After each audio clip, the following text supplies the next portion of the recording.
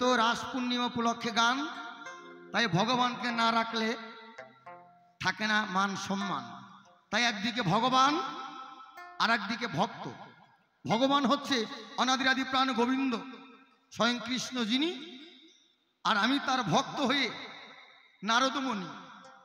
তার কাছে করব কিছু জিজ্ঞাসা, সে যেন সুন্দরভাবে করে ধর্মসভায় এসে প্রকাশ। হে ভগবান, আমরা মত্তবাসী যারা নিজের পাপকে আহুতি দেওয়ার জন্য যাগযজ্ঞ করি তারা, মায়ের একটু মন দিয়ে শুনবা। এই যে অনেক মাকে বাবাকে ছেলেরা ভাত দেয় না, পঞ্চায়েতের কাছে বিচার দেয়, প্রধানের কাছে বিচার দেয়, লাস্টে পুলিশ কেস করে, আমার বাড়ির থেকে নেমে যা, মরে গেলে আসবি, তখন সম্পত্তি দখল করিস, কিন্তু ভাত দিবি না, পাবি না। আচ্ছা, দোষটা কি ছেলেরই? জমিটা আপনার, যা বুনেছেন তাই তো হয়েছে বাবা। কি জমিটা আপনার, ভুট্টা লাগালে ভুট্টা হবে, আলু লাগালে আলু হবে। তা আপনার পেটের সন্তান যদি আপনার কথা না শোনে, আপনাকে যদি ভাত না দেয় বয়স হয়ে গেলে, সেই দোষটা কার? সন্তানের না আপনার?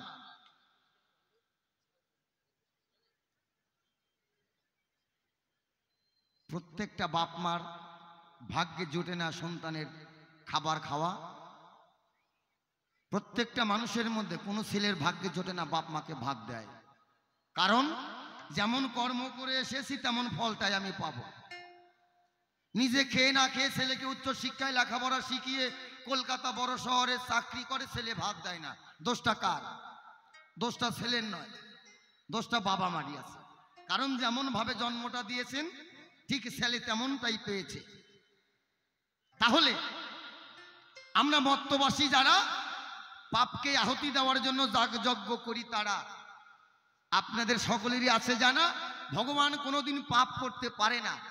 তাই ভগবানের কাছে আমার আত্মনিবেদন, হে কৃষ্ণ জনার্দন, আমরা মত্তবাসী যারা নিজের পাপকে আহুতি দেওয়ার জন্য নামযজ্ঞ, বাউলের যজ্ঞ, পদাবলীর যজ্ঞ, রাম মঙ্গল ইত্যাদি ইত্যাদি কীর্তন করে থাকি এবং সকলে দেব দেবীর পূজা করে থাকি, তাহলে ভগবানের তো কোনো পাপ নাই, ভগবানের তো কোনো পুণ্য নাই। সেই ভগবান কেন করলে যজ্ঞের আয়োজন? এত নদ নদী জায়গা থাকতে,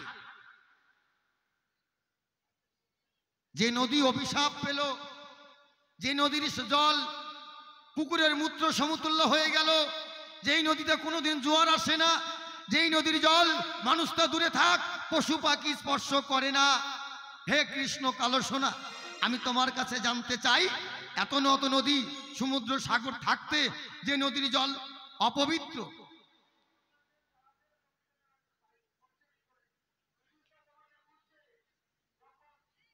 সেই নদীর তীরে কেন তুমি করলে যজ্ঞের আয়োজন?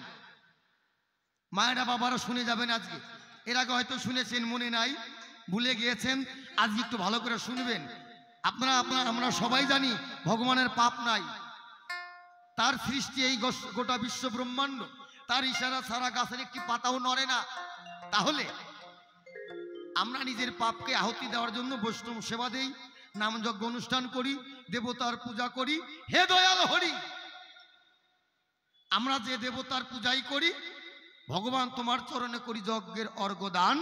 বলো কৃষ্ণ ভগবান, তুমি কেন যে নদী অভিশাপ পেলে সেই নদীর পারে করলে যজ্ঞের আয়োজন?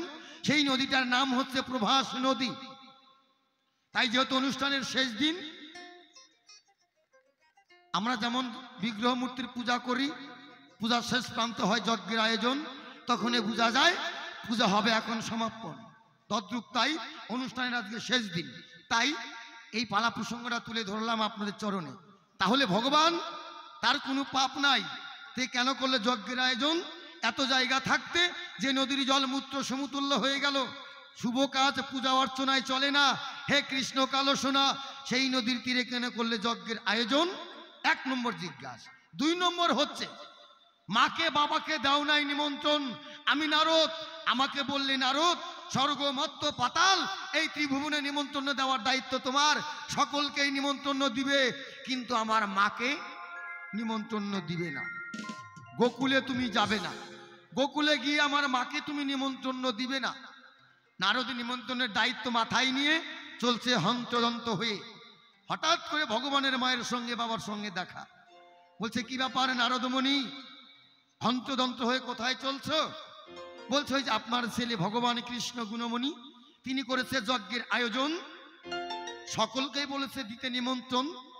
কিন্তু দিদিমা কি বলবো, তোমার ঠাই, তোমাকে কিন্তু নিমন্ত্রণটা দিতে বলে নাই, নিমন্ত্রণ দিলাম না, খবরটা জানায়া গেলাম।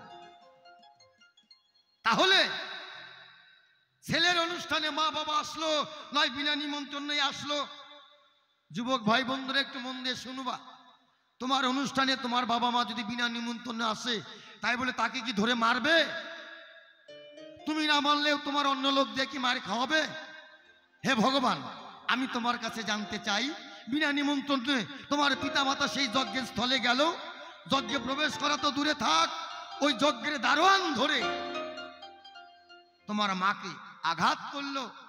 আমি নারদ স্বয়ং দেখে তোমাকে খবর দিলাম, তুমি অন্তর্যামী ভগবান, তুমি অন্তরে জানলে যে আমার মাকে দারোয়ান ঢুকতে দেয় নাই, আঘাত করেছে। তাহলে বলো ওই দারোয়ানটাই বা কে ছিল? ওই দারোয়ানটার কি এমন ক্ষমতা তোমার অনুষ্ঠানের দাঁড়ি হয়ে তোমার পিতা মাতাকে আঘাত করলো? হে কৃষ্ণ নীলদল, আমি জানতে চাই কি অপরাধ ছিল তোমার মায়ায়, এবং এই দারোয়ানটাই বা কে ছিল? দয়া করে বলবে। আমার মনে হচ্ছে বর্তমান কলির যুগের ছেলেরা মাকে বাবাকে যদি ভাত নাও দেয়, তবু মাকে বাবাকে মার তো দূরে থাক, বাবার নামে মায়ের নামে একটা কটু কথা বললে এক বিন্দু রক্ত থাকতো ওই ছেলেটা তাকে ছাড়বে না। আর তোমার অনুষ্ঠানে তোমার মা এসে মার খেলো, দারোয়ান, সাধারণ একটা দারোয়ান ধরে তোমার মাকে বেত্রাঘাত করলো।